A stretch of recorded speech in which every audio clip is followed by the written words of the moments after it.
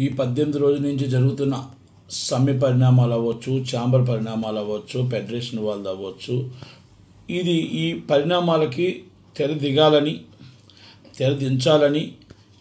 చిన్న సినిమా నిర్మాత షూటింగ్లు ఇబ్బంది పడుతున్నారు, పెద్ద సినిమా నిర్మాత షూటింగ్లు ఇబ్బంది పడుతున్నారు, కార్మికులు పని లేక ఇబ్బంది పడుతున్నారు.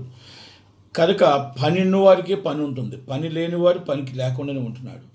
ఈ రెండింటికి తెరదిగాలని కోరుకుంటున్నాం ఇప్పుడు. కానీ ఏంటంటే ఇక్కడ నిన్న ఒక రూమర్ అవ్వచ్చు, నిజం అవ్వచ్చు, ఏదో అనిల్ గారిది ఏదో అక్కడ కేసులు ఉన్నాయని, ఆయన అబ్స్కాండ్లో ఉన్నారని ఏదో చిన్నవంత రూమర్గా చెప్తూ ఉన్నారు. అది నిజం అవ్వచ్చు, అబద్ధం అవ్వచ్చు. అది ఏమైనా ఆయన మీద ఉన్నది చిత్రపూర్ కాలనీకి సంబంధించింది. ఈ ఫెడరేషన్కి సంబంధం పెట్టకండి. కార్మికుడు పని కావాలని కోరుకుంటున్నాడే తప్ప అగాధం కావాలని కోరుకోవట్లే.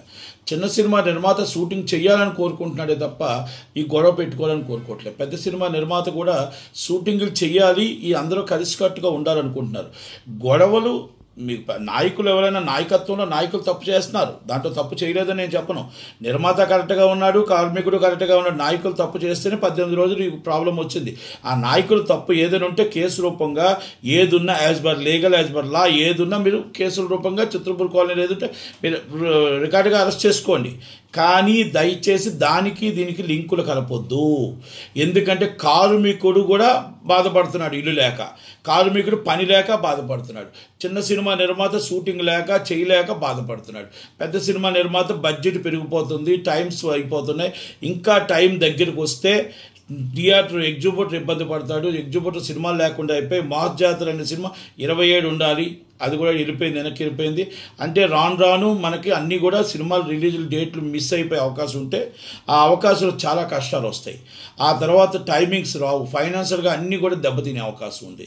కనుక నేను లేబర్ కమిషనర్ గారిని, నేను రేవంత్ రెడ్డి గారిని, వీళ్ళందరూ కూడా, చిరంజీవి గారు క్లియర్ కట్గా చెప్పారు, వాళ్ళకి న్యాయం జరగాలి, చిన్న సినిమా నిర్మాతలకి న్యాయం జరగాలి, అలాగే పెద్ద సినిమా నిర్మాతలకి న్యాయం జరగాలని చెప్పి ఆయన పిలిచి మా బాధలు విన్నారు. పెద్దవాళ్ళు వచ్చి ముందు చెప్పారు, తర్వాత ఫెడరేషన్ వాళ్ళు చెప్పారు, ఫెడరేషన్ ఎవరైతే ఆ కార్మికులు చెప్పారు.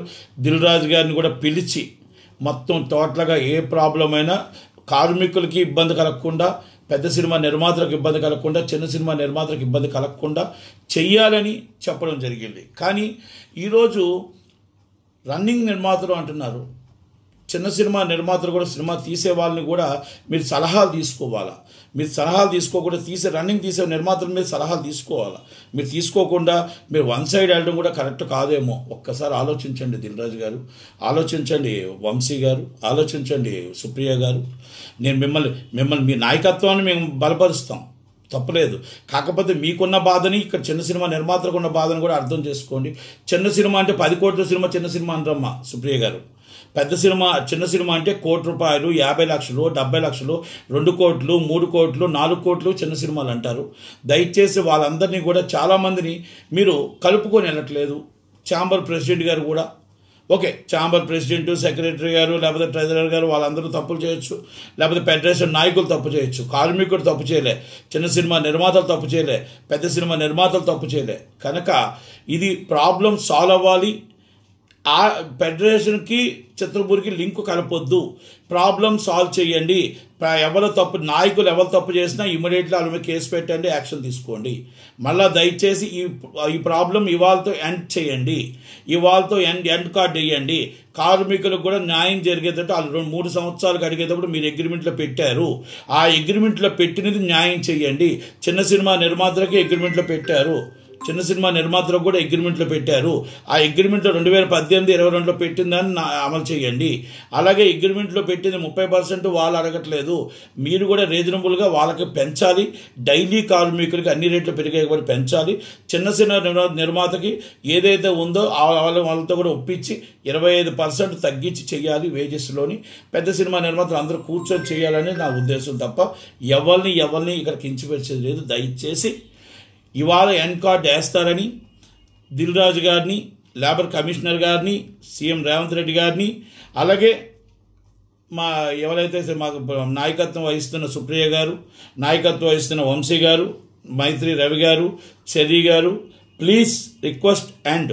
కానీ మీరు ఎండ్ వేసిన రోజు మీరు ఎండ్ చేస్తున్నప్పుడు చిన్న సినిమా నిర్మాతల బాధల్లో ఉన్నారు, చిన్న సినిమా నిర్మాతలు అమల్లోకి రావాలి, అగ్రిమెంట్లో కంపల్సరీ చిన్న సినిమా నిర్మాతలకి 25% వాళ్ళు తగ్గించి చెయ్యాలి, అది రికార్డుగా రావాలని మాత్రం దయచేసి మీరు ఏ అగ్రిమెంట్ చేసినా, ఏ రేటు పెంచినా, ఎలా పెంచినా అటు వాళ్ళ నుంచి కానీ మా నుంచి కానీ కూడా మా బాధని మా కష్టాన్ని కూడా అర్థం చేసుకొని మమ్మల్ని కూడా దృష్టిలో పెట్టుకొని మాట్లాడతారని మనవి. Thank you very much. Thank you.